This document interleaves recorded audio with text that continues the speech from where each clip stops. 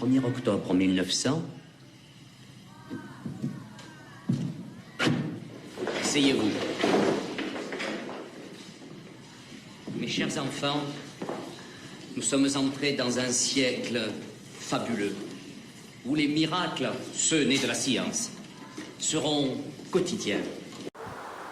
100 ans après, la communauté scientifique se penche aujourd'hui encore sur la grippe espagnole, dont le bilan est estimé entre 50 et 100 millions de morts, soit environ 2% de la population de la planète en 1918. Pour les bactéries et pour les virus, notre capacité à contrôler la diffusion, donc la contagion actuelle, est très faible. On ne sait pas lutter contre ça. Et apporteront de la joie aux plus pauvres, aux plus humbles.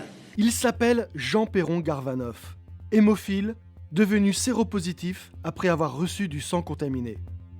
Il est l'un des premiers dans les années 80 à porter plainte. Son acharnement permettra la révélation du plus grand scandale sanitaire de la fin du XXe siècle, l'affaire du sang contaminé. Les maisons auront le gaz, la lumière électrique, souvent même le téléphone. L'association CLCV affirme qu'en 10 ans, les prix ont pris 50%. Et aujourd'hui, on est à 1 520 € en moyenne par an pour un foyer. Mais Nicolas, on a l'impression qu'en fait, l'électricité, ça augmente tout le temps. Ouais.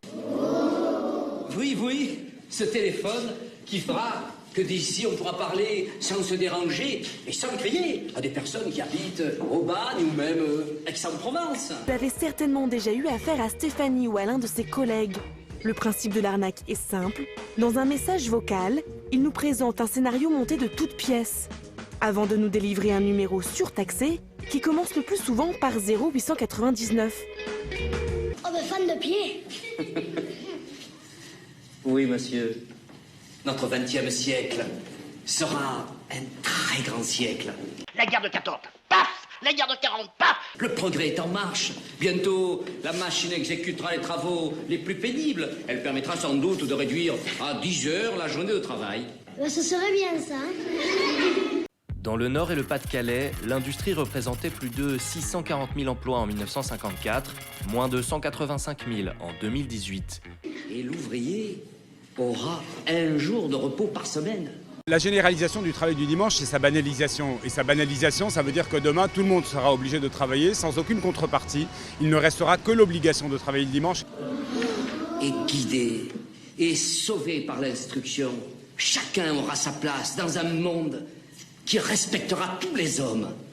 C'est colossal la baisse du niveau. On évalue le niveau d'un élève de 5e d'aujourd'hui, il vaut un élève de CM2 en 1987. Rien qu'en Ile-de-France, l'illettrisme concerne non pas 7, mais 13% des personnes interrogées. Autrement dit, 1 million de personnes ont des difficultés à lire une carte, comprendre un contrat ou rédiger une demande d'emploi. C'est un chômeur sur 6. Si l'on inclut les étrangers, n'ayant pas été scolarisés en France, le nombre d'illettrés monte même à 16%. Ce sont des choses que je ne répéterai plus, hein. Prenez votre cahier. Dictez. Et maintenant, on va sur la Lune.